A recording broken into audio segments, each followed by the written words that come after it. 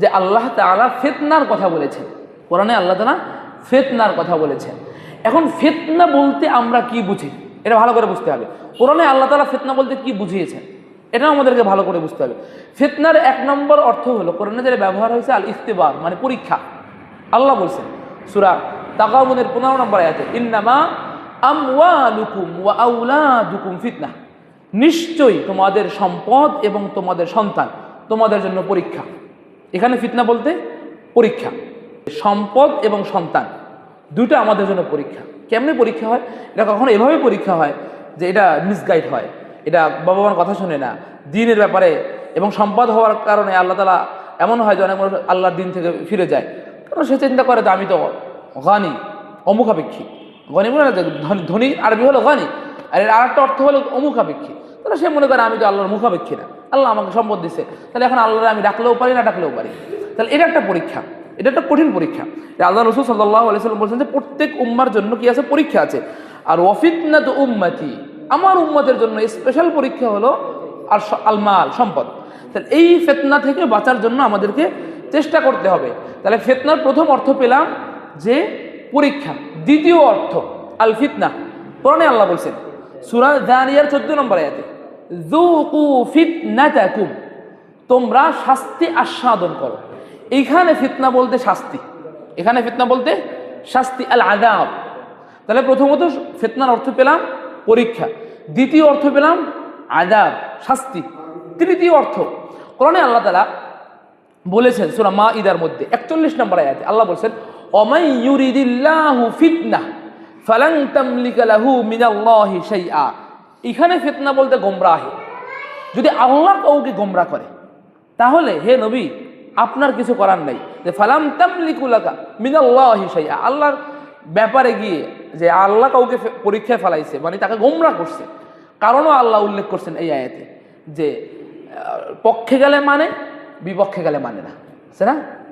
যে এবার কোরআনের ব্যাপারে এমন ছিল, কোরআনটা পক্ষে হইলে মানি, বিপক্ষে গেলে মানি না। এটা ইহুদীদের স্বভাব। এই কথা বলতে গিয়ে আল্লাহ বলছেন যদি এমন হয় যে ইয়াকুলুনা ইন উতিতুম হাদা, যদি এমন হয় ফাখুযু ওয়া ইল্লাম তুতাহু ফাহদারু, যদি এর ব্যতিক্রম হয় তারা ছেড়ে যাবে।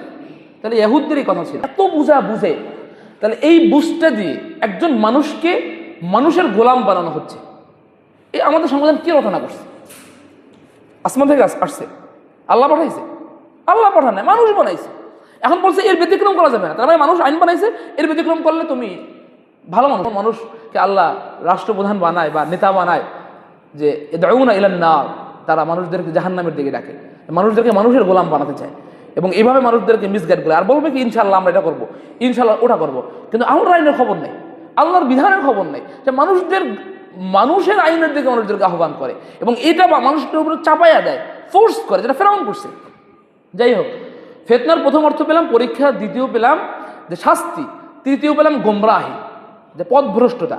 আল্লাহ বলছেন সূরা মাঈদার মধ্যে 41 নম্বর আয়াত, ওয়ামাই ইউরিদিল্লাহু ফিতনাহ ফালান তামলিকা লাহু মিনাল্লাহি শাইআ।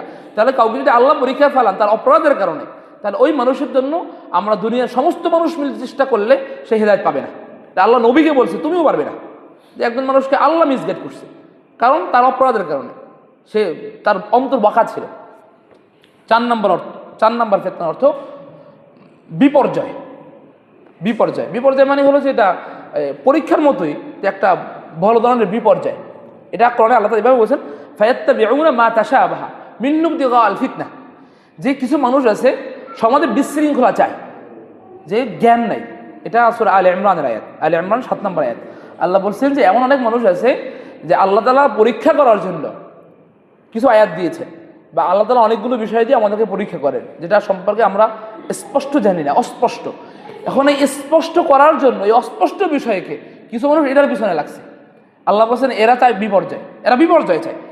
এখন দেখেন এইটার দুইটা কারণ। একটা হলো আমরা মানবীয় গুণ হলো ঝগড়া পছন্দ করি। মানুষের মানবীয় গুণ কি? ঝগড়া করতে সে পছন্দ করে, সে জ্ঞান অর্জন করবে না, সে আজগুবি পেশাল পারবে। ইরান ইসরায়েল যুদ্ধ নিয়ে ঘন্টার পর ঘন্টা সে আলোচনা করবে, কিন্তু সে হাদিস পড়বে না, কোরআন পড়বে না, সে পত্রিকা পড়ে বা জ্ঞান অর্জন করবে না। সে কি করবে?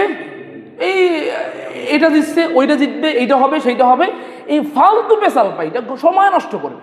আর বলবে হুজুর বোঝে না, অমুক বোঝে না, তমুক বোঝে না, এটা নিয়ে যারা ঝামেলা করবে। তাহলে আল্লাহ বলছে এটা বিপর্যয় কিছু মানুষ চায়। কিছু মানুষের ফিতরত হলো, এটা সবাইরই ফিতরত, কিন্তু যে আল্লাহকে বিশ্বাস করে বা আল্লাহর প্রতি ইয়াকিন আছে, বিশ্বাস আছে, তার ইমানটা সলিড আছে, সে এই সমস্ত বিপর্যয় নিয়ে আলোচনা করবে না, ফিতনা নিয়ে আলোচনা করবে না। তাহলে আল্লাহ তাআলা কোরআনে 4টা বিষয় বলছেন, মানে ফিতনার 4টা অর্থ আরও থাকতে পারে। আমি 4টা বিষয়কে কোরআনে আয়াতে দেখলাম। একটা হলো পরীক্ষা, ইখতিবার। ফিতনা মানে ইখতিবার, পরীক্ষা। ফিতনা মানে আযাব, শাস্তি, আল্লাহ তাআলা বলছেন। এরপরে ফিতনা মানে আদ-দালালা, গোমরাহি। আর হলো ফিতনা মানে বিপর্যয়। এই 4টা বিষয়। এরপরে আসেন ফিতনা কত ধরনের হইতে পারে। ফিতনা হইতে পারে দুনিয়ার ফিতনা। আল্লাহ রাসূল সাল্লাল্লাহু আলাইহি ওয়াসাল্লাম দুনিয়ার ফিতনার জন্য আল্লাহর কাছে এই আশ্রয় চাইছেন, আল্লাহুম্মা ইন্না আউযু বিকা মিন ফিতনাতিদ দুনিয়া। দুনিয়ার ফিতনা, দুনিয়ার ফিতনা অনেক এরকম হইতে পারে যে দুনিয়া পেয়ে আল্লাহকে ভুলে গেছে, দুনিয়া পেয়ে দিনকে ভুলে গেছে, দুনিয়া পেয়ে নামাজ ছেড়ে দিয়েছে, তাহলে এটাকে বলা হয়েছে দুনিয়ার ফিতনা। কোরআনে আল্লাহ তাআলা বলছে যে ইন্না যায়্যানাস সামাআদ দুনিয়া বিজিনাতিল কাওয়াকিব, যে দুনিয়ার এই যে সৌন্দর্য, যে আমাদের যে আমরা যারা দেখতে পারতেছি যে চন্দ্র বা তারকা, এটা অনেক সময় এটা অনেক সুন্দর লাগে, অনেক মনোমুগ্ধকর, কিন্তু এটা কি ধ্বংস হয়ে যাবে এক সময়। এটা আল্লাহ তাআলা আমাদেরকে বারবার সতর্ক করছেন। দুনিয়া যত সুন্দর দেখুক না কেন, এটা স্থায়ী না, অস্থায়ী, এটা একটা ধোঁকা। তো অমাল হায়াতুদ দুনিয়া ইল্লা মাতাউল গুরুর, আল্লাহ বলছেন যে দুনিয়াটা সামান্য এবং এটা ধোঁকা। সূরা ফাতিরের মধ্যে আল্লাহ বলছেন যে ইন্না ওয়াদাল্লাহি হক, যে আল্লাহর ওয়াদা সত্য, ফালা তাগুররান্নাকুমুল হায়াতুদ দুনিয়া, দুনিয়া যেন ধোঁকা দিতে না পারে, তোমার আল্লাহর ওয়াদা সত্য। ইন্না ওয়াদাল্লাহি হক, আল্লাহর ওয়াদা সত্য। আল্লাহ কোরআনে অনেক ওয়াদা করছেন, জান্নাত দিবেন, ক্ষমা করে দিবেন, তারপরে মুক্তি দিয়ে দিবেন, এরকম অনেক ওয়াদা আল্লাহ কোরআনে বলছেন।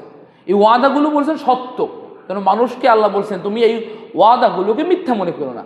যখন মিথ্যা মনে হবে বা ওয়াদাগুলোর প্রতি ইতমিনান না থাকবে, মানুষের মনের মধ্যে ইতমিনান নাই, তখন সে দুনিয়া নিয়ে ব্যস্ত হয়ে যাবে, এবং দুনিয়া নিয়ে ব্যস্ত হলে অনেক রকম ফিতনা আসে।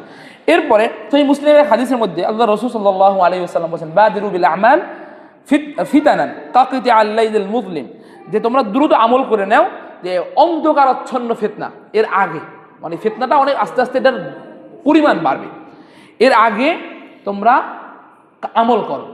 তাহলে এখানে আরো কারণ বলা হয়েছে যে সকালে মানুষ মুমিন থাকবে, ইসবিহুর রাজুল মুমিন ওয়া ইউমসি কাফির, যে সকালে মানুষ মুমিন থাকবে, বিকালে কাফের হয়ে যাবে, বিকালে কাফের থাকবে, সকালে মুমিন হয়ে আবার মুমিন হবে। তো এই যে এতটা ঝুঁকিপূর্ণ যে ইমানটা হারাবে। এখন যদি আমরা দেখি বর্তমানে তেলের সংকট নিয়ে কথা বলি, তেলের সংকটটা এমন হয়েছে যে এটা যদি এমন হয় যে আমার প্রতি বিশ্বাস রাখলে তেল পাবা, আর আমার বিরুদ্ধে গেলে তেল পাবা না, এটা কিন্তু পৃথিবীতে এভাবে চলছে, এটা হবে। এবং এই ব্যাপারে দাজ্জালের কথা বলতে গিয়ে আল্লাহ রাসূল সাল্লাল্লাহু আলাইহি ওয়াসাল্লাম কথা বলছেন যে দাজ্জাল এমন হবে যে দাজ্জালের প্রতি ঈমান আনলে সম্পদ দিবে, খাবার পাবে, এবং সব কিছু বৃষ্টি হবে, জমিন, মানে দাজ্জাল আসমান থেকে বৃষ্টি বর্ষণ করবে, দাজ্জাল জমিন থেকে ফসল বের করবে, সহিহ মুসলিমের হাদিস। এরপরে দাজ্জাল এভাবে পুরো পৃথিবীকে নিয়ন্ত্রণ করবে। ওই সময় মানুষ কিভাবে তার ঈমান ঠিক রাখবে? আর যে ঈমান আনবে আল্লাহর প্রতি, দাজ্জালকে অস্বীকার করবে, সে খাবার পাবে না, সে বিভিন্ন রকম সমস্যার সম্মুখীন হবেন। তাহলে দেখেন যদি এমন হয় যে আজকে দাজ্জাল বলে তেল দিব, আর যদি আমার প্রতি ঈমান, যদি আমেরিকা ধরেন দাজ্জালের মূল অনুসারী থাকবে ইহুদরা, এবং এই ইহুদদের সহযোগী করা আমেরিকা, তাহলে এরা পুরো পৃথিবীকে নিয়ন্ত্রণ করতেছে। এবং আমাদের রাষ্ট্রপ্রধান সহ আরব বিশ্বের যারা রাষ্ট্রপ্রধান আছে প্রত্যেকে কিন্তু এই আমেরিকার সাথে একটা চুক্তি আছে যাদের, বা তাদের সাথে একটা খুব ভালো একটা সম্পর্ক আছে।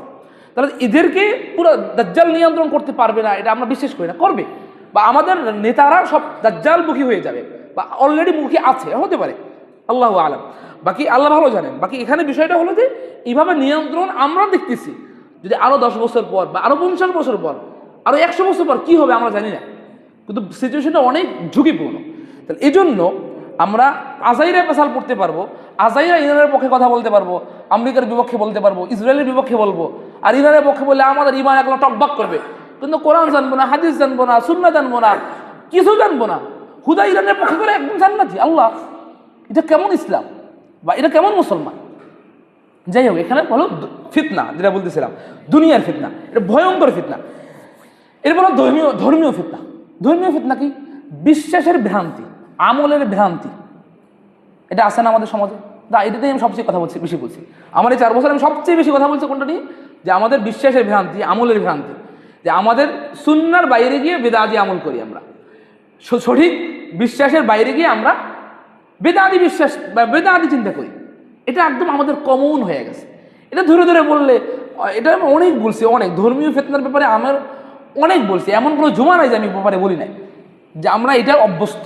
এবং আমাদের কাছে এটা আমি আরও স্পষ্ট বলছিলাম যে হাদিসের মধ্যে যে সমস্ত সূরার ব্যাপারে গুরুত্ব দেওয়া হয়েছে আমলের ব্যাপারে, সেটা আমরা না করে যেই ব্যাপারে হাদিসে অস্পষ্ট জানি না সেগুলো আমরা আমল করি। ঠিক আছে, বলছিলাম যে ফজরের পরে ইয়াসিন পড়া, এটা সুস্পষ্ট হাদিস নাই, যা আছে এটা একদম অথেন্টিক না, কিন্তু কোনটা একদম স্পষ্ট, এশার পরে মূল পড়া, এটা আমাদের আমল, এটা আমরা করি না। এশার পরে মূল আকসার মানুষ করে না, কিন্তু ইয়াসিন সবাই পড়ে, ওয়াকিয়া সবাই পড়ে। এই দুইটার থেকে, এবং সূরা ফজরের পরে হাসরের শেষের দিন আয়াত, মাগরিবের পরে হাসরের শেষের দিন আয়াত, হাদিস স্পষ্ট না, হাদিস আছে এখানে হাসরের দিন স্পষ্ট হাদিস আছে, কিন্তু অথেন্টিক না, সহি না, মুহাদ্দিসরা ইখতিলাফ করছেন। তারপরে এই আমলগুলো করা যাবে, ইয়াসিন পড়তে পারবেন, ওয়াকিয়া পড়তে পারবেন, সব পড়তে পারবেন, আমি একটাও না করতেছি না, কিন্তু যেটা গুরুত্বপূর্ণ সেটা আমাদের কাছে গুরুত্বপূর্ণ না। এটা হলো এরকম অনেক ফিতনা আছে যেটা ধর্মের ব্যাপারে। দ্বিতীয়, ধন সম্পদের কথা বললাম, এটা তো অর্থ করতে গিয়েই বললাম, ফিতনার অর্থ করতে গিয়েই বলছিলাম যে ধন এবং সম্পদ বা সন্তান এর ফিতনা, এর দ্বারা এটা এই উম্মার জন্য অনেক গুরুত্বপূর্ণ, যে এইটা থেকে বাঁচার প্র্যাকটিস করা, যে সম্পদ পেলে দিনকে বিক্রি করে দেওয়া, ইয়াবিউ দীনাহু বিআরাদিন মিনাদ দুনিয়া, এটা দেখা যায় এটা আলেম শ্রেণী সহ আওয়াম সহ এটা সবাই করে। এই ব্যাপারে কঠিনভাবে বলা হয়েছে যে যারা ধর্মীয় শিক্ষা দেয় এরাও এই সমস্ত ফিতনায় জড়িত হয়ে গেছে। এটা যেমন এরাও জড়িত হয়েছে, এর বাইরেও জড়িত আছে। এই ব্যাপারগুলোতে জ্ঞান অর্জন করা, ফিতনা সম্পর্কে জানা। এরপরে হলো দাজ্জালের ফিতনা। তা দাজ্জালের ফিতনা তো আগে একটু বললাম, যে দাজ্জালের ফিতনা এত ভয়ঙ্কর, আল্লাহর রাসূল সাল্লাল্লাহু আলাইহি ওয়াসাল্লাম বলেছেন যে মা বাইনা খলকি আদামি ইলা কিয়ামিস সাআহ, আদম আলাইহিস সালামের সৃষ্টি শুরু থেকে কিয়ামত পর্যন্ত আমরুন আকবার, সবচেয়ে ভয়ঙ্কর, সবচেয়ে কঠিন ফিতনা বা সবচেয়ে কঠিন বিষয় যে মিনাদ দাজ্জাল, এই দাজ্জালের বিষয়টা। তো দাজ্জালের বিষয় ইনশাআল্লাহ ধারাবাহিক বলবো। আমি এই ফিতনা নিয়ে শুরু করছি, এখানে সামনের জুমাগুলো আমিও নিজেও ফিতনা সম্পর্কে আরও ভালো জানবো, যেহেতু এই সমস্ত বিষয় নিয়ে আলোচনা কম হয় এবং এই ব্যাপারে হাদিস আছে, প্রচুর হাদিস আছে, কিন্তু এই জুমার মসজিদগুলোতে এই ব্যাপারে আলোচনা হয় না। এবং আল্লাহ রাসূল সাল্লাল্লাহু আলাইহি ওয়াসাল্লাম বলছেন দাজ্জাল এমন সময় বের হবে যখন তার ব্যাপারে আলোচনা হবে না। এর সর্বশেষ যেটা বলতেছে ফিতনা, সেটা হলো মহিলাদের ফিতনা। এটা একটা ভয়ঙ্কর ফিতনা। কোরআনে আল্লাহ বলছেন ইন্না কাইদা শাইতানি কানা দাঈফা, শয়তানের চক্রান্ত মানে দুর্বল। আর মহিলাদের ব্যাপারে বলছেন ইন্না কাইদা কুন্না আযীম। ইউসুফ আলাইহিস সালামের সূরা ইউসুফের মধ্যে আল্লাহ বলছেন যে মহিলাদের চক্রান্ত করছে ইউসুফ আলাইহিস সালামের বিরুদ্ধে। এটাকে আল্লাহ এখানে সাক্ষী দিচ্ছেন যে এটা অনেক ভয়ঙ্কর ছিল। ইউসুফ আলাইহিস সালাম জেলে ছিলেন, আর অনেকগুলো সমস্যার সম্মুখীন হয়েছেন, বিভিন্ন বিষয় হয়েছে, কিন্তু এই বিষয়গুলো কতটা কঠিন ছিল। এবং এটা আপনারা, আমরা যারা যুবক আছি বা যাদের বিবাহ হয়েছে বা বিবাহ করেছি বা আমাদের সন্তান আছে, এটা আমরা সবাই হারে হারে টের পাই যে এই বিষয়গুলোতে আমরা কতটা ধরা, বা ফ্যামিলি এখানে যদি আমাদেরকে কেউ কষ্ট দিতে চায়, কোনো পুরুষকে কোনো নারী কষ্ট দিতে চায়, তাহলে পুরো পৃথিবীটা আপনার কাছে অশান্তি হয়ে যাবে।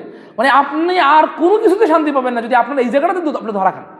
এই জায়গাতে যদি কোনো পুরুষ জীবনে ধরা খায় যে তার স্ত্রী তার কথা শুনে না বা একটু ঘাউরামি করে বা ছোট ছোট বিষয় নিয়ে তাকে কষ্ট দেয়, তখন তার পৃথিবীতে বাইচে থাকার আর কোনো মানি থাকবে না, সে আর বাঁচতে চাইবে না, কি দুনিয়ার আর কিছু নাই। মানে এখান থেকে তার জীবনটা একদম নিঃশেষ করে দিতে পারে। দেখেন ওরা আমার সুইসাইড করে এই ফ্যামিলিগত ঝামেলার কারণে, আর এটা আস্তে আস্তে বাড়তিছে। এবং এই ব্যাপারে এটা তো হলো যে ফ্যামিলিগত, যে বৈধভাবে একজন স্ত্রী হয়েছে এই ফিতনা, এর বাইরে আছে কি স্ত্রী না, এরকম নারীর সাথে যোগাযোগ, এদের সাথে সম্পর্ক, এটা কঠিন ফিতনা।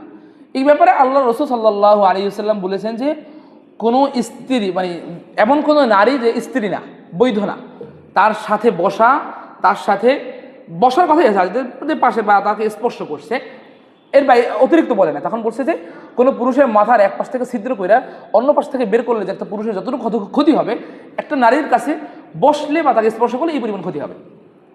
তাহলে এরকম আমাদের ক্ষতি হচ্ছে, আমাদের দিমাগ কাজ কম করে, আমাদের ভুলে যাওয়া সমস্যা, এরপরে হাইপার টেনশন, অনেক কিছু হয়, বা হার্ট অ্যাটাক হয়। তো এগুলো অনেক কারণ আছে, এটাও একটা কারণ।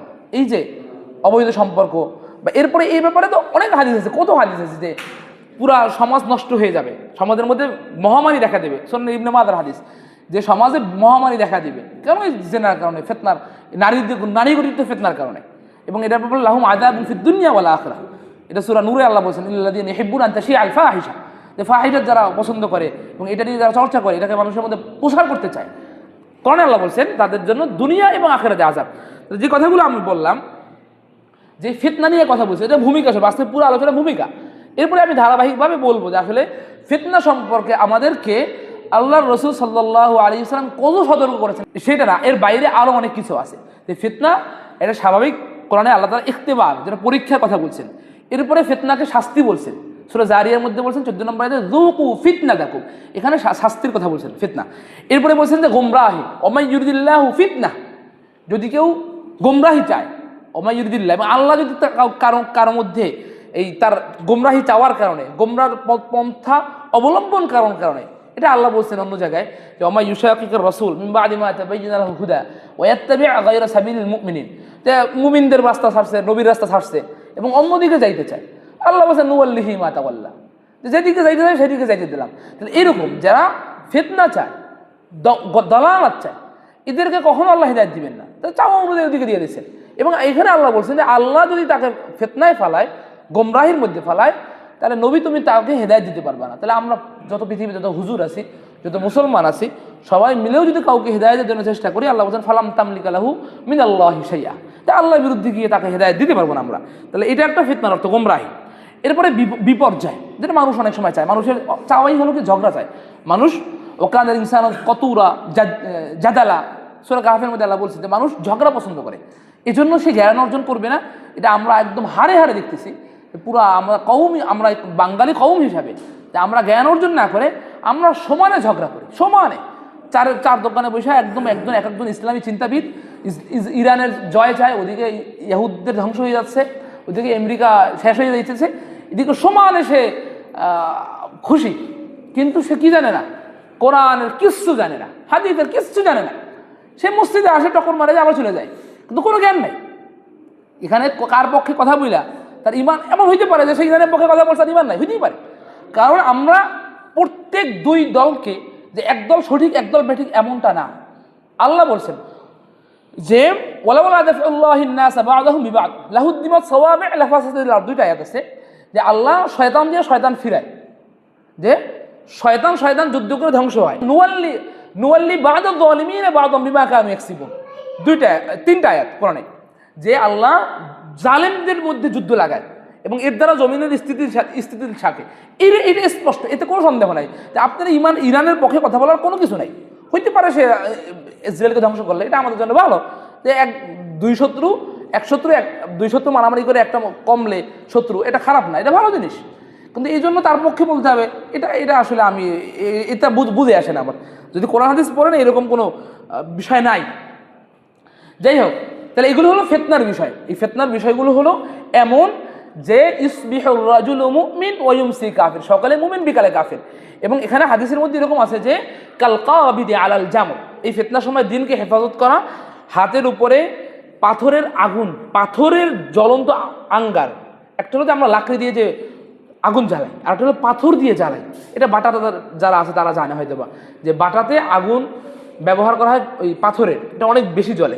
তাহলে হাদিসের মধ্যে কাল কাবিদ আলাল জামর, মানে পাথরের আংটা, এটা যদি হাতে রাখা যেমন কঠিন, দিনকে হেফাজত করা ওরকম কঠিন। তাহলে এরকম কি মানুষ দিনকে ধরে ছেড়ে, মানে হাতে উঠাবে আবার ছেড়ে দেবে। আমাদের দিন প্র্যাকটিস কেমন এরকম, যে হাতে উঠাবে আবার ছাড়বে, আবার ধরবে আবার ছাড়বে, এরকম। তার মানে জ্ঞান যদি না থাকে, তাহলে আর দিনকে হেফাজত করার মধ্যে তার প্রবল ইচ্ছা না থাকে, তাহলে তিনি দিন হেফাজত করতে পারবে না। তো এই জন্য আমাদের যে চেষ্টা, জিহাদের কথা কারণে আল্লাহ তাআলা বলছেন, সবচেয়ে বড় জিহাদের কথা আল্লাহ বলছেন কি, জ্ঞান অর্জন করা। সূরা ফুরকানে আল্লাহ বলছেন ওয়াজাহিদহুম বিহি জিহাদান কাবীরা। তাহলে এই ফিতনা থেকে বাঁচার যতগুলো মাধ্যম আছে, সর্বপ্রথম মাধ্যম হলো জ্ঞান অর্জন করা। এটা হাদিস, এটা সুনান ইবনে মাজাহ হাদিস আছে যে মানুষ যে কাফের হয়ে যাবে ইল্লা বিইলমি, যে আল্লাহ ইলম দ্বারা আল্লাহ কাউকে বাঁচাবেন, যে সকালে মুমিন বিকালে কাফের, এর মধ্যে আহইয়াহুল্লাহু বিল ইলম, আল্লাহ তাদেরকে বাঁচাবেন তাদের জ্ঞান আছে। এই জন্য জ্ঞান অর্জন করতে থাকা লাগে। একজন আলেম হয়ে গেছে, সে এটা চর্চা করে না, সে যে আসলে জ্ঞান এটা বলা যায় না, কারণ ও সব ভুলে গেছে। আপনি তো মাস্টার্স পাস করছেন, আপনি এখন 9 10 অঙ্ক করতে পারেন না, ঠিক আলহামদুলিল্লাহ ব্যাপারটা এমন হয়, সে যদি জ্ঞান চর্চা না রাখে কিচ্ছু থাকে না, সে বিলকুল আর একটা শয়তান হয়ে যায়। এরকম অনেকে হয়, আমরা প্রতারিত হই না যে মানুষ এই উল্টাপাল্টা বলতেছে আর এই আর একটা বলতেছে, তা হয় কি একজনে জ্ঞান অর্জন করে না, একজনে জ্ঞান অর্জন করছে, দুজনের মধ্যে আপনাদের তো পার্থক্য পাবেনি। যে এটা এমন যে এটা চর্চা রাখতে হয়, এর জন্য মৃত্যু পর্যন্ত চেষ্টা চলমান রাখতে হয়। তো এই ব্যাপারগুলোতে বাঁচার জন্য জ্ঞান অর্জন করা, দ্বিতীয় হলো দোয়া করা। এই ব্যাপারে অনেকগুলো হাদিস আছে, এটাই শেষ কথা আমার, যে বাঁচার জন্য দোয়া, যে আল্লাহুম্মা ইন্নী আউযু বিকা মিন ফিতনাতিল মাহইয়া ওয়াল মামাত এবং ফিতনাতিল মাসিহিদ দাজ্জাল ও ফিতনাতিদ দুনিয়া। এরকম অনেকগুলো দোয়া আছে যেগুলো আল্লাহর নবী, আমার আপনার নবী এই দোয়াগুলো করতেন। তাহলে নবী যখন এই দোয়াগুলো করতেন, তাহলে আমার আপনার এই দোয়াগুলো করা লাগবে না এরকম, নাকি আমাদের আরও বেশি লাগবে? বেশি লাগবে। তো এই জন্য এই দোয়াগুলো যদি আরবিতে না পারি, বাংলায় করবে, যে আল্লাহ ফিতনা থেকে বাঁচতে চাই, আল্লাহ ফিতনা থেকে আমাকে হেফাজত করো, পরিবারকে হেফাজত করো, সন্তানদেরকে হেফাজত করো। এটা নিয়ে সবসময় আগ্রহ থাকা, এটা অনেক জরুরি। এক তো দোয়া করা, দ্বিতীয়ত জ্ঞান অর্জন করা। এখন শুধু দোয়া দিয়ে কাজ হবে না যদি আপনার এই ব্যাপারে জ্ঞান না থাকে। এই জন্য অল্প অল্প করে হলো জ্ঞান অর্জন করা, এই ব্যাপারে আগ্রহী হওয়া, এই অনর্থক পেশাল বাদ দেয়া। এই অনর্থক পেশালটা এমন, এই ব্যাপারে হাদিসে অনেকগুলো সতর্কবাণী আছে, যে একটা কথা, যে সাখাত আল্লাহ, যে আল্লাহ রাগান্বিত হয়ে যাবে, একটা কথা বলছে, এমনি দুষ্টামি করছে বা একটা কথা বলে ফেলাইছে। তো এই ব্যাপারে অনেকগুলো হাদিস আছে, যে সাহাবাউনা খারিফান, যে অনেক জাহান্নামের অনেক ভিতরে চলে যাবে একটা কথার কারণে। এই জন্য কথা বলার ক্ষেত্রে সাবধানতা অবলম্বন করা।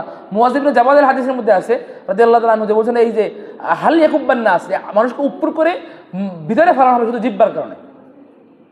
অনেকগুলো হাদিস আছে। তাহলে এই জন্য জিহ্বাকে মিস ইউজ না করা, এবং এটা অস্ত্রের মতো হবে। কিতাবুল ফিতানে হাদিসের মধ্যে আছে যে জিহ্বা অস্ত্রের মতো, যে এই লিসান তরবারির মতো, কাসাইফ, যে তরবারির মতো হলো জিহ্বা। এই জন্য এটাকে এই ফিতনার জমানায় বিশেষ করে ধর্মীয় বিষয়গুলোতে কোনো মন্তব্য না করা, না জেনে, স্পষ্ট জ্ঞান না থাকলে ধর্মীয় ব্যাপারে কোনো মতামত না দেওয়া। আপনি দুনিয়ার ব্যাপারে আমরা তো সাবধান থাকি যে না, কথা বললে মানুষ কি বলবে, মানে মূর্খ বলবে। এই জন্য দিনের ব্যাপারে সবাই পণ্ডিতি করতে চায়, দুনিয়ার ব্যাপারে পণ্ডিতি কম মানুষ করে, আবারও করতে চায়। দুনিয়ার ব্যাপারেও মানুষ মূর্খ কিন্তু পণ্ডিতি করতে চায়, কিন্তু ধর্মীয় ব্যাপারে আরও বেশি করে।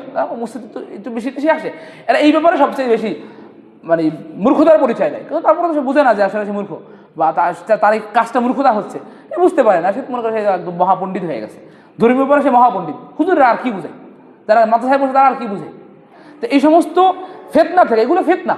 তো দিনের ব্যাপারে আমার মিসইউজ, জ্ঞানের অপব্যবহার, ধর্মের ব্যাপারে অনর্থক কথাবার্তা বলা, এবং এই ব্যাপারে অনর্থক বিশ্বাস এবং অনর্থক আমল, যেটা আসলে সুন্নাহর মধ্যে নাই, বিদআতি আমল, এগুলো সবই ফিতনা, ভয়ঙ্কর ফিতনা। যে এর দ্বারা শাস্তি ত্বরান্বিত হয়, এর দ্বারা আল্লাহর আযাব ত্বরান্বিত হয়, এগুলো দ্বারা ঈমানকে নষ্ট হয়ে যায়। তাই আল্লাহ তাআলা এই সমস্ত ফিতনা থেকে আমাকে আপনাকে, আল্লাহ সবাইকে হেফাজত থাকার আল্লাহ সকলকে তৌফিক দান করুন। আমিন। ওয়া আখিরু দাওয়ানা আলহামদুলিল্লাহি রাব্বিল আলামিন। সাল্লাল্লাহু আলা নবিয়িল কারীম।